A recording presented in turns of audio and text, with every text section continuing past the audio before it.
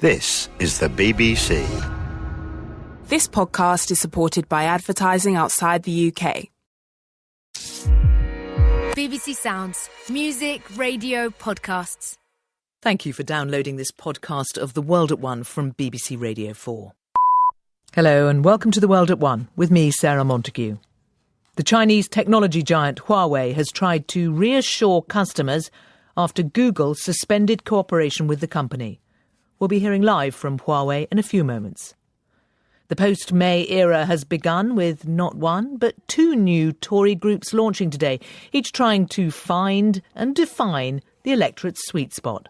We want to differentiate between the Conservative membership, which is now very, very small, as opposed to people who vote Conservative all over the country who are looking, frankly, at the Conservative Party with their mouths hanging open. A crisis looms for the post office network as a squeeze on profits threatens hundreds with closure, like this one in Cumbria.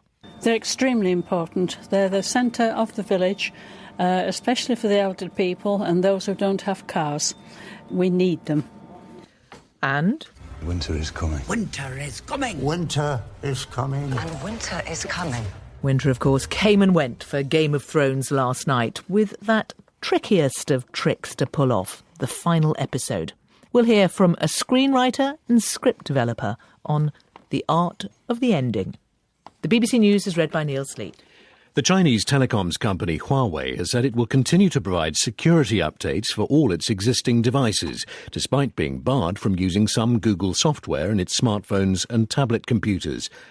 Google said it had suspended cooperation with the Chinese firm after President Trump said last week that US businesses would now need a special license to trade with Huawei. Our technology correspondent Zoe Kleinman reports. Let's not underestimate the impact of the US blacklist on Huawei. It may be the world's second largest maker of smartphones, but those devices all run on Android, Google's operating system, and use chips developed by US firms. Huawei says it's already been working on alternatives, but how quickly it can release a new system and encourage people to start using it remains to be seen. While current owners of Huawei devices and its other brand Honor won't notice an immediate difference, it's unlikely that they'll get updates in the future, which will, ironically, drive the phones to become less secure. And it's security concerns that the US says is behind its decision to close the doors on this Chinese tech giant. The firm shipped 200 million devices around the world in 2018. About 2.5 million of those came to the UK. The Home Secretary, Sajid Javid, says the government is preparing an espionage bill to help tackle the threat from hostile states. In a speech at New Scotland Yard, he also confirmed that Britons travelling to and staying in parts of Syria would be committing an offence under new counter-terrorism legislation. Our Home Affairs correspondent Danny Shaw reports. The Home Secretary said the tempo of terrorist activity was increasing, with 19 plots foiled in the UK in 2 years. Sajid Javid said he'd be single-minded in using the powers at his disposal to counter the threat, but added there were real gaps in legislation concerning so-called hostile states. He said an espionage bill was being prepared, which might include a registration scheme for foreign agents operating in Britain. The purpose, it's believed, will be to act as a deterrent to spying and make it easier to take action against those involved. In addition, the bill would update the Official Secrets Act and the laws on treason. Mr Javid also outlined how he intended to use new measures which bar UK nationals from certain countries. He said Syria could be designated as a banned country and potentially parts of West Africa. Sweden has filed a formal request to arrest the WikiLeaks founder Julian Assange, who's accused of rape. The warrant, if granted, would be the first step towards Assange being extradited from Britain, where he's currently in jail for breaching bail. He denies the allegation against him. Nigel Farage has responded with anger to calls by Gordon Brown for an urgent investigation into the way the Brexit Party is funded.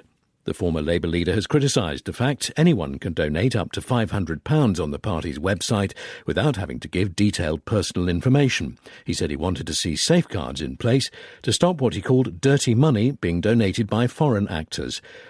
Mr Farage described his comments as a disgusting smear, saying most of the party's money had been raised by people giving £25 to become registered supporters. Royal Mail has announced the first major change in the use of postboxes in 160 years. From August, more than 1,000 parcel postboxes with bigger slots will be installed at a series of locations across the country. Angus Crawford reports. The UK's first public letterboxes began appearing in the early 1850s, but were only produced in bright red about 20 years later. That design has remained almost unchanged until now. After a pilot last year, the Post Office has decided to roll out new wide-mouth boxes which can take parcels. 1,400 of the new boxes will be installed at 30 locations across the UK, including in Aberdeen and Cardiff, Belfast and Truro.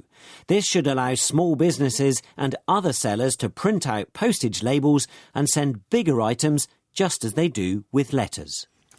Activists from Greenpeace have blocked the entrance to the London headquarters of BP, with containers weighing several tons.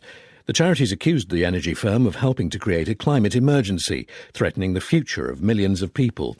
Demonstrators have also abseiled from the top of the building. Tata Steel has said plans for a merger with a German company have been cancelled because it believed the European Commission would not have approved the plans. Tata's European operations have struggled to make a profit. It's not clear what impact the decision will have on Tata's biggest steel plant in the UK, Port Talbot, which employs 4,500 workers. A comedian who played Ukraine's fictional leader in a satirical TV series has been sworn in as the country's new president. In his inaugural address, Volodymyr Zelensky said bringing peace to eastern Ukraine would be top of his agenda and announced that he was dissolving parliament. Our correspondent Jonah Fisher reports from Kiev. Volodymyr Zelensky high-fived the crowd and posed for selfies as he walked the final few metres